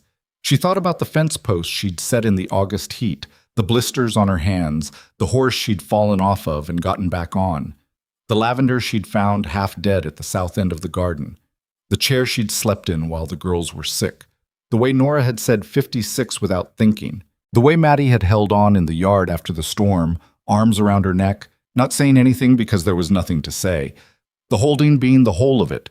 She thought about Eleanor Boone's garden, laid out with such care, and the fact that she had never tried to be Eleanor and never would be, and that somehow this had made room for her to be exactly herself, which was the only thing she'd ever had to offer anyone. I have something to say too, she said. All right. I came here because I had no other options, she said. I want to be clear about that. I was not looking for this. I was looking for a way to not be destitute, and your daughters decided something the rest of us were slower to get to. She held his eyes. But I want you to know that I have stayed, not because I had nowhere else to go. I've had chances to leave. Ruth Calder offered me work 3 weeks ago. I didn't mention it because it wasn't relevant. I stayed because this is where I want to be, because this ranch is worth building, and these girls are worth everything, and you are... She stopped, found the word. You are a man I respect, and that is not a small thing for me to say. He was very still. So yes, she said, the answer is yes. He exhaled. It was a quiet sound, but she heard it, the sound of a man releasing something he'd been holding for longer than this conversation. I should have said it better, he said. You said it, she said. That's the part that mattered. They told the girls that evening after supper, or rather they sat down at the table with the intent to tell the girls, and Maddie looked at both of them and then said, You're getting married, before either of them had spoken. Silas looked at Eliza. They do this constantly, he said. We figured it out a long time ago, Nora said. We just didn't know when you were going to figure it out. How long ago? Eliza asked. The girls exchanged the wordless communication of twins who have been keeping a shared secret with patience. The night of the storm, Maddie said, when Papa held your hand. I was cleaning a cut, Silas said. Papa, Nora said, with the tone of someone explaining something to a person who should know better. We know what it looked like. He looked at the ceiling briefly. Eliza looked at the girls, at Nora, who was trying to contain a smile and not fully succeeding, and at Maddie, who was watching with that clear-eyed seriousness that was just her nature, steady and present as a compass needle. Are you happy about it? Eliza asked Maddie directly, because Maddie was the one whose happiness she wasn't going to take for granted. Maddie thought about it. That was the thing about Maddie. She thought about things. She didn't give you the answer you wanted. She gave you the true one. Yes, she said, but I have a question. Ask it. Are you happy? Maddie said. Not about the ranch or us. About Papa. The kitchen was very quiet. Silas did not move. Eliza looked at this 7-year-old girl who was asking the question that most adults wouldn't think to ask or wouldn't have the nerve to, and she felt the truth of her answer before she found the words for it. Yes, she said. About your father specifically. Maddie nodded, satisfied, in the way of someone whose calculation has been confirmed. Good, she said. then everything makes sense. They were married in November on a Saturday in the front room of the ranch house. She had not wanted a production of it. Silas had not wanted a production of it. They were in agreement about most practical things by this point, and the shape of the wedding was one of them. Small, real, no performance. The justice of the peace was a man named Holt, who rode out from the county seat, a thin man of few words who seemed genuinely relieved by the lack of ceremony. Ruth Calder came. Old man Garrett came, hat in hand, cleaned up to a degree that suggested significant effort. Mrs. Albright from the bakery came and brought something with her that turned out to be a proper cake, which she set on the kitchen table and said nothing about except that it was done. The girls wore their good dresses. Nora had managed her own braids, which were not perfect but were holding. Maddie had let Eliza do hers, and they were perfect. And Maddie hadn't said so, but she'd touched them twice with her fingertips in the careful way of someone checking that something good is still real. Pauline Hicks was not there. Tidwell was not there. Carver was not there. Eliza found, standing in her own front room on a November Saturday with the stove going and the lavender in the window putting out that low, certain scent, that she had not spent a single thought on their absence. The ceremony was short. The justice of the peace said what needed to be said. Silas said yes. She said yes. He took her hand, both of them practical people, neither of them demonstrative in public, and still something moved in the room when he did it, something the small group of people standing around them registered without commenting on. Nora cried. She cried with the fierce, embarrassed determination of someone who had not planned to cry and was furious about it, pressing the back of her hand to her eyes and breathing hard through her nose. Maddie did not cry. She watched the whole thing with those steady eyes, and when it was done, she walked up to Eliza and took her hand and stood beside her. And that was it. That was Maddie's whole ceremony. It was enough. The winter came hard that year, the way the old-timers said it did every few years. The kind of cold that meant real work and real preparation, and no room for things that weren't solid. The cattle needed extra feed, and the water tanks needed checking twice a day to keep them from freezing solid, and the firewood she'd had Silas help her stack in October turned out to be exactly the right amount, which she considered a minor personal victory. The ranch held. That was the basic fact of it. The east fence held through 2 bad storms because the posts were set right. The south pasture held the herd through the worst of the cold because she'd moved them there early.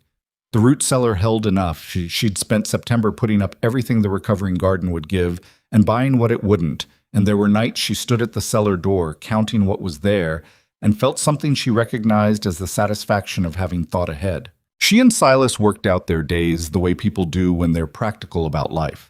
Not by grand agreement, but by the accumulation of small decisions that became habits that became the texture of ordinary existence. He was up first.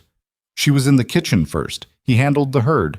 She handled the household and the garden and the accounts, and more as winter set in, the herd alongside him, because 63 cattle were a 2-person job and she was the other person. The girls grew. That was the part that stopped her sometimes, the dailiness of it, and then the sudden awareness of change. Nora got taller in what seemed like a week and required new boots, which she announced in a tone that suggested she considered this an achievement. Maddie, who had been slightly shorter all fall, appeared to have caught up overnight and was very quiet about it in the way she was quiet about things that pleased her. They were doing their schoolwork at the kitchen table, and they were both reading beyond what the county would have expected, because Eliza had opinions about what children could handle if you gave them the chance, and she'd acted on them. On a cold February evening, when the snow had been coming down since morning and the fire was going in both rooms and the girls were in bed and she and Silas were at the kitchen table with the last of the light and the last of the day, he said, "Del Hicks came by." She looked up. "Wants to know if we'd sell the North 40. He said it neutrally. "Frank Callie's been buying up parcels and Del's trying to get in front of it." "What did you tell him?" "Told him I'd talk to you." She looked at him. This was new, not the consultation, which had been their way for months, but the way he said it, the matter-of-factness of it, the way it didn't occur to him to have an answer before he had her answer. "Don't sell," she said. "No? We're going to need that ground when the herd grows." She paused. "And the herd is going to grow. You've got a good crossbreed. It's going to be worth something in 2 years if you let it." He looked at her with the particular look that meant he'd been thinking the same thing and was glad to hear it confirmed. "I'll tell Dell no," he said. "Tell him nicely," she said. "He's not a bad man. His wife's the problem." Something moved in Silas's face. "That's uncharitable." "It's accurate." "Both things," he allowed. Yugged. Spring came back the way it does on the prairie. Not gently, not in stages, but in one decisive week when the ground went from frozen to mud and the air changed from wood smoke to something living underneath it. The garden came back. She'd known it would. She'd put it to bed right, covered the beds properly, banked the lavender with straw. But there was still something every year, she imagined, in seeing the first green things come back through the dark ground. The determination of it, the refusal to have stayed dead. The lavender she moved back out to the porch step when the last frost passed. She'd been moving it in and out all winter, which Maddie had observed once and said was more work than just leaving it inside. Eliza had said that it belonged on the porch, where Eleanor had put it, and that was where it would live in the seasons it could. Maddie had not said anything to that, but she'd helped carry the pot out. Ruth Calder came by in April with 2 of her kids, a boy of about 10 and a girl a year younger, and the 4 children ran off together in the way that children do when they've been penned inside all winter and finally have room. Ruth sat on the porch steps with Eliza and drank coffee and looked at the land. "It looks different," Ruth said. "We worked it hard," Eliza said. "No, I mean..." Ruth looked at the fence line, the garden, the repainted front of the house, which Silas had done in the last weeks of fall, before the weather turned, coming home from a run to town with 3 cans of paint and saying it was time. "It looks like somebody means it, like somebody's staying." Eliza looked at the fence, at the garden, at the porch step where the lavender was putting out its first new growth of the season. "Somebody is," she said. Ruth nodded and they drank their coffee, and out in the yard Nora's voice rose above the general noise, announcing something important that Eliza couldn't quite make out, and Maddie's voice answered, and the spring light came down clean on everything. There were things she thought about sometimes, in the quiet moments, that she never said aloud, because they didn't need to be said aloud. She thought about the woman she'd been on that wagon, not a different person, exactly, but a smaller version of herself, pressed down by a long accumulation of being told, in various ways and by various people, that she was too much in some ways and not enough in others, too large, not lovely, too direct, not pliable, the wrong kind of strong. She thought about how much energy she'd spent managing that, managing other people's discomfort with who she was, adjusting her edges so they'd fit more cleanly into spaces that hadn't been made for her. The energy of that, the invisible cost of a life spent making yourself smaller for people who didn't notice the effort and wouldn't have appreciated it if they had. She had not arrived at this ranch and this family by becoming someone else. That was the thing she turned over sometimes, when the days were quiet enough to allow it. She had arrived by being exactly herself, stubborn, practical, direct, imperfect, unwilling to stop when something needed doing. And those were the specific qualities that had made the difference. Not the qualities anyone had told her to develop. The ones she'd always had and had spent years half apologizing for. Worth, she'd learned, was not what other people decided about you. It was not what was written in ledgers or social registers or the opinions of women like Pauline Hicks, who had appointed themselves the keepers of some standard they hadn't been elected to keep. Worth was demonstrated, not granted. You showed it or you didn't, and showing it required being willing to be fully what you were, in full view, without apology. She had gone through a stampede for 2 girls she hadn't known 2 months prior, and she'd done it not because she'd calculated the cost and decided to pay it, but because there'd been no calculation. They were hers and she was theirs, and that was the entire equation. That was the part nobody talked about when they talked about belonging. They talked about it as if it was a door someone else opened from the inside, something granted to you by the people who were already in. But belonging was not a thing given to her by Black Creek's approval or Silas's speech in the Market Street, as much as both of those had mattered. Belonging was a thing she'd built with her own hands, post by post, day by day, in the specific and unglamorous way that real things get built. She had earned exactly nothing by being palatable. She had built everything by being real. One evening in late spring, when the days were long again, and the supper dishes were done, and the girls had been sent to do the small evening tasks they were responsible for, checking the barn cats, refilling the water bucket by the back door, the ordinary small accountabilities of children who were learning what it meant to contribute to something. She and Silas sat on the porch steps. The lavender was full now, properly full for the first time since she'd found it dying in the back of the garden. It put its scent into the evening air the way it did when the temperature dropped just enough, steady and low, not announcing itself. "I want to tell you something," Silas said. She looked at him. He was looking out at the land the way he usually did when he was saying something he'd been working up to. The light was going the way it went in spring evenings here, slow and warm and reluctant, like it was doing you a favor by lasting. "When the girls came home and told me about you," he said, "the day you got off the wagon, I wasn't looking for anything. I want you to know that. I wasn't making some calculated decision to bring someone in." "I know that," she said. He paused. I was tired, and the ranch was failing, and I hadn't slept right in 2 years, and my daughters were braiding each other's hair wrong and burning biscuits, and they came home and told me about this woman who had walked off alone into a town that had just laughed at her. And they said—" He stopped. "What did they say?" she asked. He was quiet for a moment. Nora said, "She didn't look sad, Papa. She looked like she was just waiting for people to be worth her time." Eliza sat with that. "I thought that was—" He made a sound that was not quite a laugh.